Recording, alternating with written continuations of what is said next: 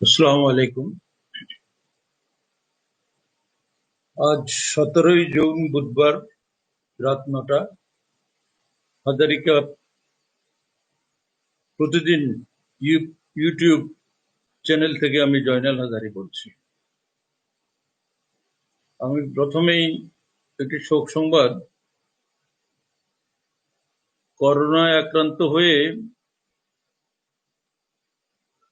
কুয়েতে আমাদের আলোকদিয়ার মামুন নামে এক ব্যক্তি ইন্তেকাল করেছে। সে করোনাতেই ইন্তেকাল করেছে। তার নামাজে জানাজা অনুষ্ঠিত হয়েছে, কিন্তু তার লাশ দেশে আসবে কিনা এখনো সিদ্ধান্ত হয়নি। তবে আমার মনে হয় দেশে আনা সম্ভব নাও হতে পারে। তো দেশে, অর্থাৎ এখানে ভালুকিয়ায় তার স্ত্রী এবং 2 সন্তান, এক কন্যা এবং এক পুত্র সন্তান রয়েছে। আমি তার আত্মার মাগফিরাত কামনা করি। এদিকে আমাদের বড় মসজিদ বা জামে মসজিদের ইমাম সাহেব করোনায় আক্রান্ত হয়ে ঢাকার একটি হসপিটালে ভর্তি আছে। তার জন্য দোয়া চেয়েছেন অনেকেই। অবশ্যই তার জন্য দোয়া করা আমাদের সকলের উচিত, কেননা তিনি বেঁচে না থাকলে আর কে নামাজটা পড়াবে সেটা বলা যায় না। এখন যে উনি ভালো লোক হিসাবে বা জ্ঞানী মানুষ হিসাবে ওনার আমরা দীর্ঘায়ু কামনা করি, তার সুস্থতা কামনা করি। আজকেও করোনা পরিস্থিতি খারাপ, ভালোর দিকে শুরু হয় নাই, কবে হবে আল্লাহ জানে। বাংলাদেশের পরিস্থিতি যা আছে, তুলনামূলক আমাদের ফেনীর পরিস্থিতিটা কিন্তু লাফিয়ে লাফিয়ে বেড়ে যাচ্ছে। এটাই একটা আতঙ্কের পরিস্থিতি। একটা লোক আজকেই ফেসবুকে একটা কথা বলছিল, আমার কথাটা ভালো লেগেছে সেজন্য বলছি। সে বলছিল, বাজারে গেলে মনে হয় করোনা বলতে কিছু নাই, আবার খবরের কাগজ কিংবা টেলিভিশন দেখলে মনে হয় স্রোতের মতো লোক মরেই যাচ্ছে। কোনো এক নদীতে মানুষ পড়ছে, আর সেখান থেকে স্রোতের মানে লাশগুলো স্রোত হয়ে ভেসে চলে যাচ্ছে। আসলে সেরকমই। আমরা যখন টেলিভিশনের পর্দার দিকে তাকাই তখন শুধু মৃত্যুর খবরই দেখি, কিন্তু কেন মৃত্যু হচ্ছে আমরা জানি, তবুও বাজারে গেলে যে করোনা বলতে কিছু আছে এটা বোঝা যায় না। আর এই কারণেই করোনা বাড়বেই, এটা কমবে না। এখন আজকে আমি ঠিক বুঝতে পারছি না খবর, যে পরিমাণ খবর এসছে সব খবরগুলো আপনাদের দিতে পারবো কিনা, কারণ আমার সামনে কিছু গুরুত্বপূর্ণ সম্পাদকীয় রয়েছে। এগুলো শেষ করার পরে যে খবর পড়বো, সেই খবর পড়তে গিয়ে পুরো খবর পড়া যাবে কিনা একটু সন্দেহ প্রকাশ করছে। প্রথমেই আমি বলি, central oxygen, high speed central oxygen স্থাপন করার অভিপ্রায় ব্যক্ত করেছে চেম্বার অফ কমার্স ফেনী। কেন মাঝে মধ্যে এই সমস্ত উদ্ভট ঘোষণা আসে, কেন মানুষকে বিভ্রান্ত করার চেষ্টা হচ্ছে আমি বুঝি না। সেন্ট্রাল অক্সিজেন হাই ফ্লো কাকে বলে আমার মনে হয় চেম্বার অফ কমার্স ওয়ালারা জানে না। হাই ফ্লো অক্সিজেন, যেটা সেন্ট্রাল অক্সিজেন, সেটা হচ্ছে যেখানে সেন্ট্রাল অক্সিজেন স্থাপিত হবে সেখানেই অক্সিজেন তৈরি করার মেশিন থাকতে হবে, এবং সেই মেশিন তৈরি করবে, সেখান থেকে এবারে কোনো যেসব কক্ষে প্রয়োজনীয় রোগীরা আছে তাদের কাছে যাবে। এখন এই অক্সিজেন তৈরি করে যে মেশিন, এই মেশিনটার দামই 50 থেকে 100 কোটি টাকা। এখন এরা এত কোটি টাকা কোথায় পাবে, এদেরকে এত কোটি টাকা কে দেবে আমি তো জানি না। তবে আমি শুনেছি আমাদের এর আগের সিভিল সার্জন সাহেব নাকি কাকে বলেছে একটা অক্সিজেন, সেন্ট্রাল অক্সিজেন করতে $1,10,000 লাগে। সম্পূর্ণ ভুল তথ্য। হয়তো উনি কোটি বলেছেন, তারা শুনেছে লাখ, এমনি ঘোষণা হয়ে গেল।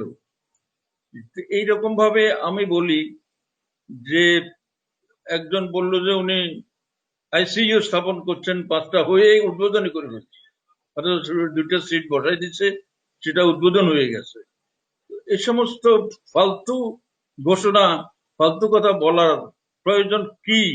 এখন কি সমস্ত ফেনীবাজার কি চেম্বার অফ কমার্সকে হাতে তালি দিয়ে অভ্যর্থনা দিচ্ছে যে হ্যাঁ ওনারা এভাবে সেন্ট্রাল এসি করছেন? অপ্রয়োজনে বিনা কারণে বাহাদুর নিবার জন্য এসব করা ঠিক নয় আমি মনে করি। এটা আমি প্রতিবাদ করি, এটা আমি নিন্দা করি। এবার আমি খুশি, ফেনীবাসী খুশি, বিশেষ করে দাউদপুর এলাকার অধিবাসীরা আজকে খুবই আনন্দিত। তারা ঈদের সময়ও কখনো এত আনন্দ পায় না, যেহেতু চোরা জাহাঙ্গীরারে র্যাব ধরছে এবং কিছু উত্তম মধ্যম দিচ্ছে। এটা অবশ্যই ধন্যবাদ পাওয়ার যোগ্য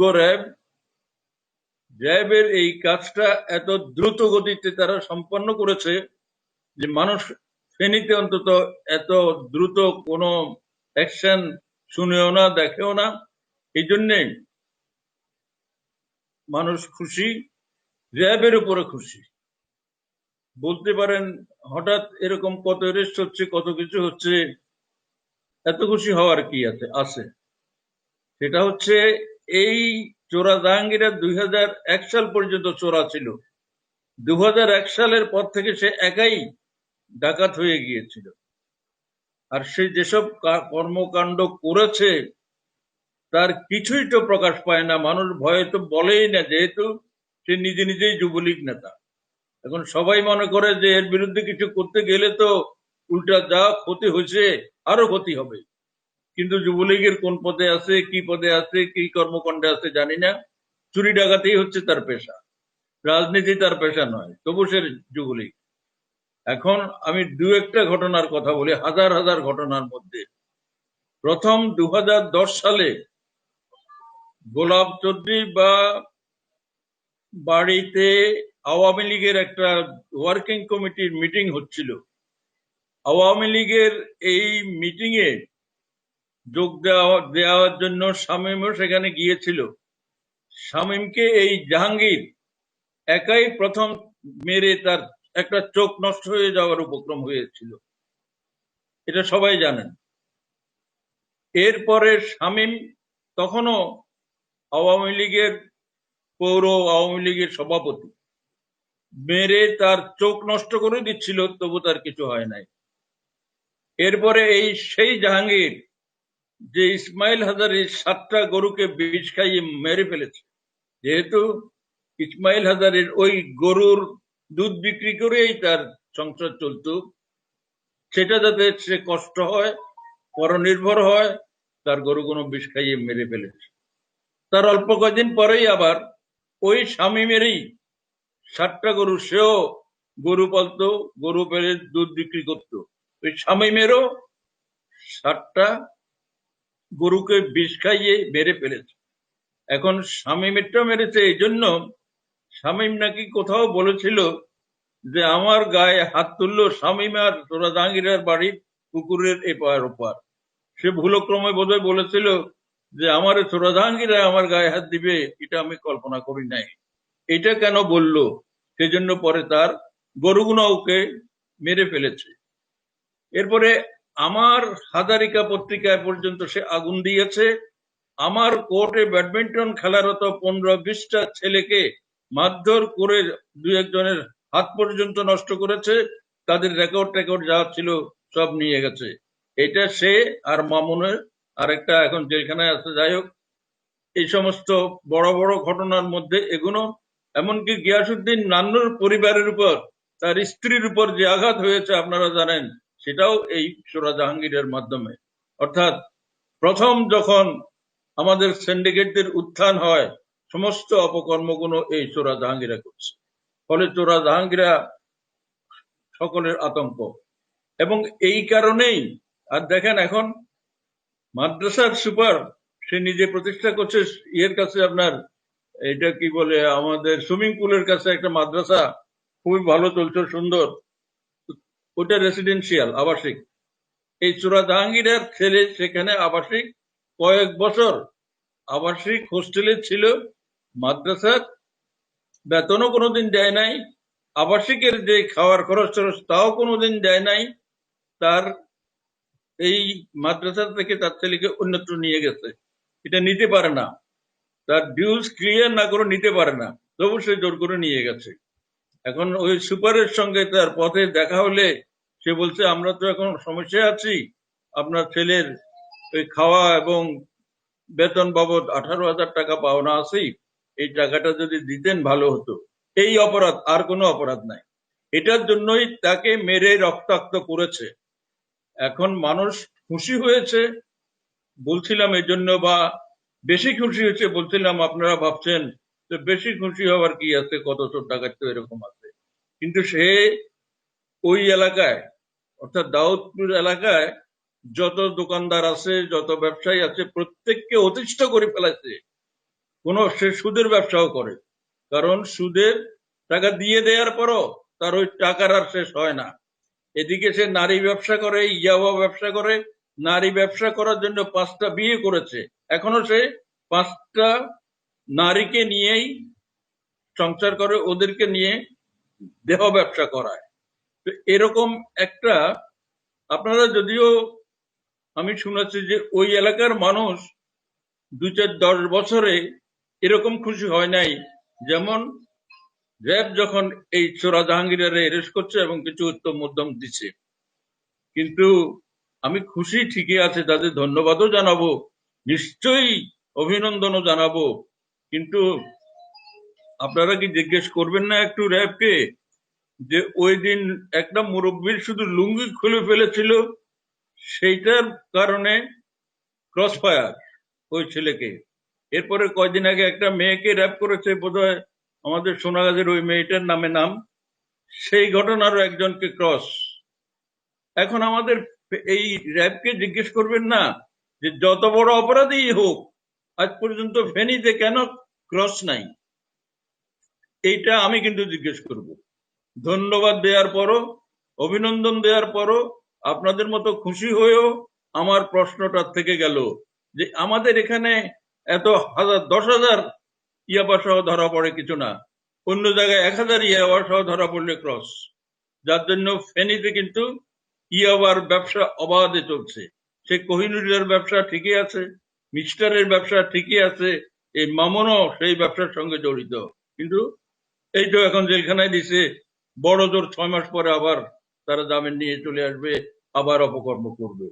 সেই জন্য এদেরকে দমন করা, ক্রস ছাড়া আসলে কোনো লাভ নাই। তো যাই হোক, গ্রেপ্তারই তো করে না এখানে, জেনে শুনেই তো কেউ গ্রেপ্তারও করে না। পুলিশ মনে করে যে বলি কি অবস্থা, কিন্তু কিছু কিছু জায়গায় পুলিশ তো আছে যারা যেই হোক, আর নেত্রী তো বারবার বলছে অপরাধী অপরাধী, যেই হোক। আমি বলি, যেমন আমি ব্যক্তিগতভাবে বলি, আমার বাপ হোক, ভাই হোক, যেই হোক, এই জাতীয় অপরাধের সঙ্গে যুক্ত হলে ক্রস সমর্থন করি, আমি অন্য কিছু বুঝি না। এবার আমি একটা খবর, এটাও সম্পাদকীয়তে একটু সময় নিবে আলাপ করতে। এটা হচ্ছে ফেনী প্রেস ক্লাবের সদস্যদের প্রতি সভাপতি সম্পাদকের সতর্কবার্তা। মানে ফেনী প্রেস ক্লাবের একটা পক্ষ প্রেস ক্লাবের সকল সদস্যকে সতর্কবার্তা দিয়েছেন। আমি এটা একটু পড়ে দিই, তারপরে এটার উপর একটু আলোচনা আছে। ফেনী প্রেস ক্লাবের সদস্যদের সংবাদ বিজ্ঞপ্তি। ফেনী জেলার কর্মরত সাংবাদিকদের প্রতি সঠিক সংবাদ প্রকাশের আহ্বান জানিয়েছেন স্থানীয় জেলা প্রশাসক মোহাম্মদ ওয়াহিদুজ্জামান। এরই সাথে ভিত্তিহীন সংবাদ প্রকাশের বিরুদ্ধে আইনগত ব্যবস্থা গ্রহণের ঘোষণাও দিয়েছেন তিনি। সোমবার 15 জুন জেলার বিভিন্ন দৈনিক, সাপ্তাহিক ও অনলাইন মিডিয়ায় প্রকাশিত একটি সংবাদে জেলা প্রশাসকের বরাত দিয়ে বলা হয়, আইন শৃঙ্খলা কমিটির সভায় সিদ্ধান্ত হয়েছে এ সপ্তাহের প্রতিদিন ফেনী শহরের দোকানপাট খোলা থাকবে, কিন্তু জেলা প্রশাসক এ ধরনের কোনো নির্দেশনা দেননি বলে সংবাদ প্রকাশের পর ক্ষুব্ধ প্রতিক্রিয়া ব্যক্ত করে ডিসি ফেনী। তার আইডিতে একটি স্ট্যাটাস দেন। জেলা প্রশাসক মোহাম্মদ ওয়াহিদুজ্জামান তার বক্তব্যে এই বলেও সতর্ক বার্তা দিয়েছেন যে ভবিষ্যতে এ ধরনের ভুয়া বা গুজব সৃষ্টিকারী সংবাদ পরিবেশনকারীদের বিরুদ্ধে কঠোর আইনগত ব্যবস্থা নেওয়া হবে। এর আগে গত 25 মার্চ কতিপয় সাংবাদিক অতি উৎসাহী হয়ে ফেসবুক ও পত্রিকা এবং টিভির অনলাইন ভার্সনে লিখে দিলেন, জেলা প্রশাসকের নির্দেশে ফেনীতে লকডাউন ঘোষণা করা হয়েছে। সেই সংবাদটিও ছিল গুজব ও ভিত্তিহীন। তখনও ফেনী জেলা প্রশাসকের সাথে কথা বলে মূলধারার সংবাদকর্মীরা খোঁজ নিয়ে এই সংবাদটি সঠিক নয় বলে জানতে পেরে নিজেদের ফেসবুক ও অনলাইনে সঠিক তথ্য তুলে ধরেন। পাশাপাশি জেলা প্রশাসনের নির্বাহী ম্যাজিস্ট্রেট রাজীব কুমারও তার আইডি থেকে এ সময় সংবাদটিকে সঠিক নয় বলে সাংবাদিকদের একটি গ্রুপে কমেন্ট করেছিলেন। খবরটির কিছু অংশ এখনো বাকি রয়ে গেছে, এর মধ্যেই আমি বিষয়টি নিয়ে আলোচনা একটু করতে চাই। সেটা হচ্ছে, এই প্রথম বোধহয় কেউ ফেনীর সাংবাদিকদের সতর্ক করলেন, তাদের সাবধান করলেন। কেন করলেন? তারা ভুল তথ্য পরিবেশন করেছে, জনমনে বিভ্রান্তি সৃষ্টি হয়েছে। তারা যাই লিখুক, যাই করুক, কেউ কোনোদিন তাদের দিকে চোখ রাঙিয়ে তাকায়নি, কথা বলেনি। আমাদের ডিসি সাহেব তাদের সতর্ক করেছেন। আপনারা ভাবছেন আমি ডিসি সাহেবকে ধন্যবাদ জানাবো? না, আমি আজকে কিন্তু কিছুটা বিরক্ত থাকলেও সাংবাদিকদের আমি আজকে তাদের পক্ষই অবলম্বন করব। কারণ তারা এই যে দুটি সংবাদ পরিবেশন করেছে বলে ডিসি সাহেব বলছেন, ঠিকই আছে, তারা ভুল করেছিলেন। ভুল করে ফেললে ইচ্ছাকৃত আছে, একটা অনিচ্ছাকৃত আছে একটা। যে দুটি সংবাদের কথা এখানে বলা হচ্ছে, উল্লেখ করেছেন, এগুলো কি তারা ইচ্ছাকৃত করেছেন? না, তারা ইচ্ছাকৃত করেন নাই। যেমন আমি দ্বিতীয়টার কথা বলি, যেটাকে জেলা প্রশাসকের নির্দেশে ফেনীতে লকডাউন ঘোষণা করা হয়েছে, সেই সংবাদটিও ছিল গুজব ও ভিত্তিহীন। তখনও ফেনী জেলা প্রশাসকের সাথে কথা বলে মূলধারার সংবাদকর্মীরা খোঁজ নিয়ে এই সংবাদটিকে সহজ নয় বলে জেনেছেন। কিন্তু এই লকডাউন ঘোষণাটা কে দিয়েছে? যে ডিসি সাহেব। আপনি জানেন সাংবাদিকদের উপরে খালি দোষ চাপালে তো হয় না। সাংবাদিকদেরকে কে বলেছে লকডাউন ঘোষণা করা হয়েছে? এই খবর জেনে আমাদের এসপি সাহেব বলেছিলেন যে এটা তো কোনো এমপির এখতিয়ার নয়, এমপি তো কোনো লকডাউন ঘোষণা করতে পারে না। তাহলে এই ঘোষণাটা দিয়েছিল এমপি। সাংবাদিকদের দোষ হচ্ছে এটা, তারা এমপি যে লকডাউন ঘোষণা করতে পারে না, সম্ভবত কোনো এক সাংবাদিকও সাহস করে ওই এমপি কে প্রশ্ন করেছিলেন, আপনি কি পারেন? এটা তো প্রশাসনের কাজ, কি করে লকডাউন করলেন? সে উত্তর দিয়েছিল, আমি পারি, আমার এখতিয়ার আছে। তাইলে ডিসি সাহেব আপনি তাকে কিছু না বলে শুধুমাত্র সতর্ক করলেন সাংবাদিকদের। সাংবাদিকরা ওই খবরটি, যখন লকডাউনেরটা যেটা, এটা কিন্তু আপনার এমপি সাহেব ঘোষণা করেছেন বলে আমরা শুনেছিলাম, এবং সাংবাদিকরা পরে সংশোধন করে দিতেও এটা নিয়ে কথা তালাতালি হয়েছে। কারণ এটা ঘোষণা দিয়েছিল, হয়তো অজ্ঞতাবশত এমপি সাহেবও মনে করেছিলেন তার ক্ষমতা আছে, কিন্তু সরকারি ব্যাপারে সরকারি সমস্ত নির্দেশনা ঘোষণা আসবে সরকারি কর্মকর্তাদের কাছ থেকে, বেসরকারি কেউ এটা পারে না। তো এখন সাংবাদিক যারা, তাদের এসব জানা থাকা উচিত, এটা পর্যন্ত আমি মানি। কিন্তু এই ব্যাপারে সাংবাদিকদের দোষারোপ করার আগে যেই সূত্রটা থেকে তারা সংবাদটি পেয়েছে, সেই সূত্রটা তো অনেক বড়। এটা তো ছোটখাটো লোক নয়। আমি জয়নাল হাজারি বললে না হয় তারা মনে করতে দূর এটা কোনো শয়তানি সংস্থা, কিন্তু এটা তো এখনকার এমপি। একজন এমপি এভাবে দায়িত্বহীন কথা বলবে, এটা তারা কি করে মনে করতে পারে? সুতরাং যেখান থেকে খবরটা এসেছে তাদেরকেও একটু বলেন, যে আপনারা এসব গুরুত্বপূর্ণ বিষয়ে কোনো সিদ্ধান্ত ঘোষণা করার আগে চিন্তা ভাবনা করে করবেন। সেই জন্য আমি আর কোনো কথা বাড়াবো না। এই নিউজটার জন্য আমি সাংবাদিকদের দোষ দেব না, সাংবাদিকদের যারা বিভ্রান্ত করেছে তাদের দোষ দেব। আর ডিসি সাহেবকে বলি, শুধু খোদাকেই খোদা মানুন। আপনি ইচ্ছা করলে অনেককে পীর মানতে পারেন, সেটা আমার আপত্তি নেই। মানুষ অনেককে পীর মানে, মানুষ মানুষকেই পীর মানে, এটা হারাম, এটা খারাপ জেনেও এটা বন্ধ হয় না, এটা চলছে। সেজন্য আপনিও যদি মন চায় কাউকে পীর মানেন, ক্ষতি নাই, কিন্তু কাউকে খোদা মানবেন না। আল্লাহর ওয়াস্তে শুধু খোদাকেই খোদা মানবেন। খোদাই আপনাকে সবকিছু থেকে রক্ষা করবে, কেউ আপনাকে কিছু করতে পারবে না। সুতরাং আজকে সাহস করে সাংবাদিকদের হুমকি দিলেন, কিন্তু আসল দোষী জেগে তাকে অন্তত একটা অনুরোধও করলেন না যে কেন কেন তারা এরকম সংবাদটা দিয়ে বিভ্রান্ত করলো। ভয়ানক বিভ্রান্তি। লকডাউন ঘোষণা হয়েছে, অথচ তারা অন্য একটা খবর দিয়েছে, ফলে মানুষের মধ্যে মানুষ মনে করছে লকডাউন নাই, বেরিয়ে গেছে। তাহলে এই যে করোনা আক্রান্ত হয়ে মানুষ মারা যাবে, এই জন্য তো সাংবাদিকরা দায়ী হবে। সুতরাং সাংবাদিকরা এখন ইচ্ছা করে করলো কিনা এটা বড় কথা। যদি ইচ্ছা করে করতো তাহলে কঠিন শাস্তির ব্যবস্থা করার আমি পক্ষে ছিলাম, কিন্তু তাদেরকে বিভ্রান্ত করা হয়েছে। এই যারা বিভ্রান্ত করেছে, এরকম আরো কিছু কিছু ঘটনা সাংবাদিকরা প্রশ্ন করার পরে বলেছে আমার একটি এলাকা আসলে নাই। যেমন একবার সে যখন এমপি ইলেকশন করলো, এমপি হয়ে গেল, তখন কিন্তু সে ছিল মেয়র। মেয়র আর এমপি গিরি দুটোই একাত্রে চলছে। সাংবাদিকরা প্রশ্ন করলো যে আপনি কি দুটোই, এমনকি প্রথম আলোর সাংবাদিক, আপনি কি দুটোই একাত্রে করতে পারেন? সে বলছিল যে হ্যাঁ, আমার দুটোই এখতিয়ার আছে। পরের দিনই প্রথম আলোতে বড় করে খবর এলো যে না, কোনো এমপি মেয়র থাকতে পারে না। তো কি করবেন এখন? সেই জন্য বলছি যে আল্লাহকে সবচাইতে বড় মানেন, আল্লাহু আকবার বলেন, এর বাইরে কোনো আল্লাহু আকবার নাই। আল্লাহ বিশ্বাস করতে হবে যে আল্লাহ সবকিছু নিয়ন্তা। এখন যে করোনা চলছে, কত ঔষধ আবিষ্কারের চেষ্টা, কত কথা, কত কিছু, আমি কিচ্ছু বুঝি না। আমি বুঝি যে এটা আল্লাহর নির্দেশে এটা হয়েছে, আল্লাহর নির্দেশেই এটা যাবে। এর বাইরে আমরা আপনারা কেউ কিছু করতে পারবো না। যাই হোক, আরো আছে, এখানে আরো কিছু তথ্য আছে যেখানে আমাদের ডিসি সাহেব সাংবাদিকদের খুব কড়া হুঁশিয়ারি দিয়েছেন।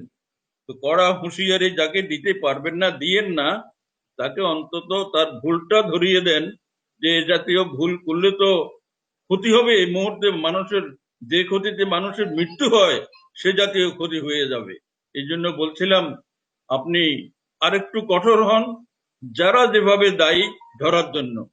কত দোষী, কত কিছু পুলিশ ধরে না, ধরতে চায় না, কিন্তু আজকে যে র্যাব র্যাব এই যে সোরা জাহাঙ্গীরের ধরলো, কত শত হাজার মানুষের দোয়া পাবে তারা, তাদের অন্তরের ভালোবাসা পাবে, এটা চিন্তাও করতে পারবেন না। তো সবখানে তাদেরকে কেউ কিছু করতে পারবে কি? আপনিও যদি করেন, পুলিশও যদি করে, কেউ কিছু করতে পারবে না। দিন বদলে গেছে। এখন যখন করোনার জমানা, এই জমানায় হয়তো এরা ক্রিমিনালরা ধারণা করতেছে যে এখন বোধহয় সরকার দুর্বল হয়ে গেছে, আমরা যা ইচ্ছা তা করতে পারবো।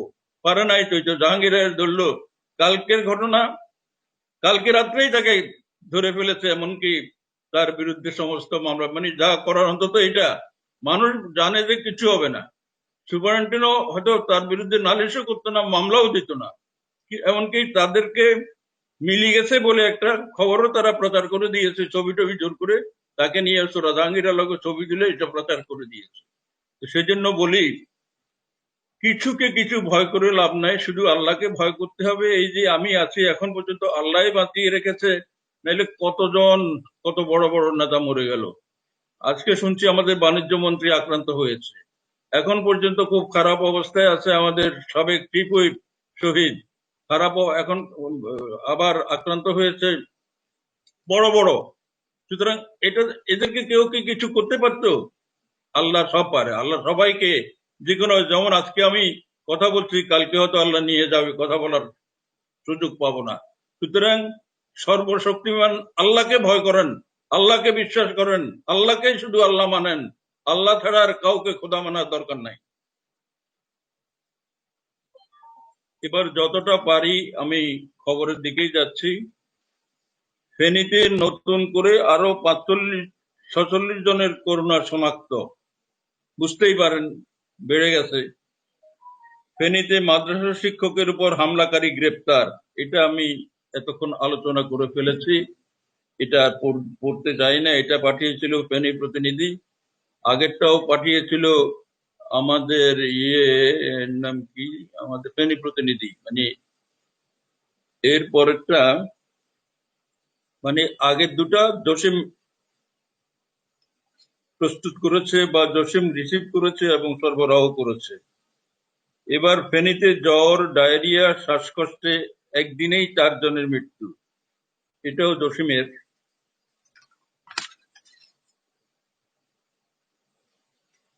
মাওলানা সাইফুল্লাহ করোনা আক্রান্ত, এটা আরেকটু বলি। ফেনী বড় জামে মসজিদের খতিব ও ফেনী আলিয়া কামিল মাদ্রাসার মুহাদ্দিস মাওলানা সাইফুল্লাহ করোনা ভাইরাসে আক্রান্ত হয়েছেন। রাজধানীর একটি হাসপাতালে ভর্তি করা হয়েছে। পরিবার সূত্রে জানায়, গত কিছুদিন ধরে তিনি জ্বর অনুভব করলে করোনা পরীক্ষার জন্য শনিবার ফেনী জেনারেল হাসপাতালে নমুনা দিয়েছিলেন। সেটি নোয়াখালীর আব্দুল মালেক উকিল মেডিকেল কলেজের পরীক্ষাগারে প্রেরণ করা হলেও অদ্যাবধি প্রতিবেদন পাওয়া যায়নি। মঙ্গলবার শ্বাসকষ্ট অনুভব করলে ঢাকায় নেওয়া হয়। আজ বুধবার আইআইডিসিআর থেকে তার করোনা শনাক্ত হয়। পরিবারের পক্ষ থেকে তার সুস্থতার জন্য দোয়া কামনা করা হয়েছে। এবার রবুল হাসান ছাগলনাইয়ায় মারা যাওয়ার 4 দিন পর বৃদ্ধির করোনা শনাক্ত।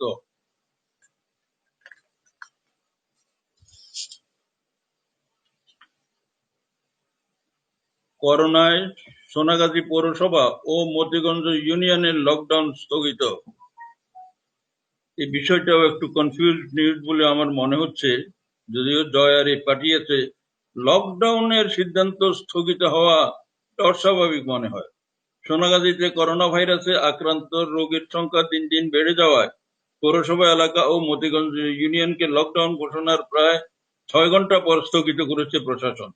মঙ্গলবার রাত 12টার দিকে উপজেলা নির্বাহী কর্মকর্তা অজিত দেব এই তথ্য নিশ্চিত করেছেন। অজিত দেব জানান, জেলা প্রশাসকের নির্দেশে অনিবার্য কারণবশত সোনাগাজী পৌরসভা ও মতিগঞ্জ ইউনিয়ন লকডাউনের বিষয়টি স্থগিত করা হয়েছে। এর আগে বিকেলে জরুরি সভায় সিদ্ধান্ত নিয়ে সন্ধ্যায় গণবিজ্ঞপ্তি জারি করেছে উপজেলা প্রশাসন। তারপরও আমি যেটা পড়লাম, এরপরও এটা যাচাই বাছাই করে প্রত্যেকে ব্যবস্থা নেবেন, এটাতে পুরোপুরি বিশ্বাস স্থাপন করবেন না। সময় টিভির ফেনী ব্যুরো অফিসের ভিডিও সাংবাদিক মীর হোসেন করোনায় আক্রান্ত। এটা কে? আক্রান্ত হয়ে ফেনী জেনারেল হাসপাতালে চিকিৎসাধীন আছেন। করোনায় আক্রান্ত হওয়ার পর থেকে তিনি বাড়িতে চিকিৎসা নিয়েছিলেন। আজ সকালে তার শ্বাসকষ্ট বেড়ে গেলে তাকে ফেনী জেনারেল হাসপাতালের করোনা ইউনিটে ভর্তি করা হয়। পরিবারের পক্ষ থেকে তার জন্য দোয়া চাওয়া হয়েছে। জয় আরিফ পাঠিয়েছে, দাগনভূঞা বেকের বাজারে বাস ট্রাক সংঘর্ষে দাগনভূঞার বেকের বাজারে গতকাল দুপুর 1টার দিকে একে ট্রাভেলসের একটি বাসের সাথে অপর প্রান্ত থেকে আসা একটি ট্রাকের মুখোমুখি সংঘর্ষ হয়েছে। এতে একজন পথচারী গুরুতর আহত হয়েছেন। আহত ব্যক্তিকে স্থানীয় এক যুবক উদ্ধার করে ফেনী সদর হাসপাতালে ভর্তি করান। এটা পড়ার দরকারই নেই। এটা গেল 10-11। জয় আরিফের আরো একটি নিউজ, দাগনভূঞা পূর্ব চন্দ্রপুরে করোনা সন্দেহে আরো একজনের মৃত্যু। 17 জুন আজ 2:30টায় দাগনভূঞা উপজেলার পূর্ব চন্দ্রপুর ইউনিয়নে জ্বর, সর্দি কাশি, শ্বাসকষ্ট সহ করোনা উপসর্গ নিয়ে আরো একজন মারা গেছেন। মৃতের নাম মশিউর রহমান। তিনি ইউনিয়ন জগৎপুর গ্রামের হারিস মিয়ার ব্যাপারীর বাড়ির বাসিন্দা। নিহত মশিউর রহমান ফেনী শহরের ফেনী ক্লিনিকের ম্যানেজার ছিলেন। রাতে শ্বাসকষ্টজনিত কারণে তিনি মৃত্যুবরণ করেন। ফুলগাজীতে দুস্থদের মাঝে সেলাই মেশিন বিতরণ। ছাগলনাইয়া আজ 15 জন করোনা রোগী শনাক্ত।